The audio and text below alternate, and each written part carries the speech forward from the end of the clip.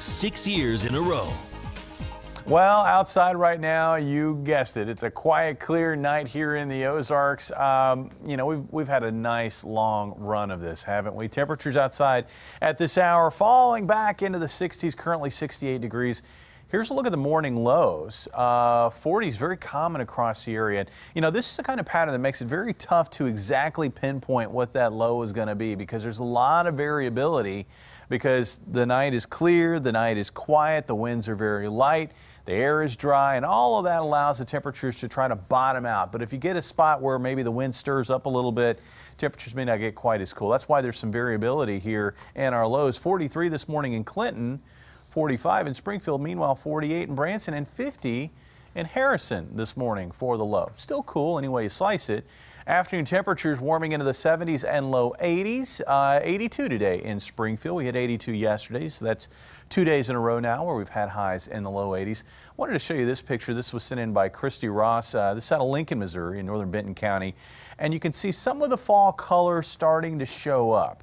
We're still several weeks out from the peak of the fall color season, but we're starting to see hints of it. And this is exactly the kind of pattern that helps to trigger that leaf color change. One thing that would help is if we had a little bit of patchy frost. And while there was hints of that last week with the coldest mornings, I think we're going to have a better chance at seeing some patchy frost by Saturday morning of this upcoming weekend. That's right, we've got some changes on the way. But for the next several days, enjoying unusually warm weather for early October.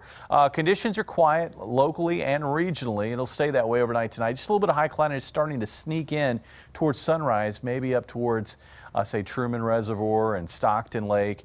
High cloudiness will increase as we get into the afternoon. So while I think the day starts sunny, we'll likely have some high cloudiness in the afternoon. Still a mostly sunny afternoon. Temperatures dropping back into the 40s in most areas, I think, by tomorrow morning. It looks like low to mid 40s common off to the east, upper 40s to around 50 more common to the west, about 48 here in Springfield with an afternoon high back up around 81 degrees. Winds, they're going to be light out of the southeast at 5 to 10 miles per hour. The pattern hasn't changed because the overall pattern in the eastern United States hasn't changed very much.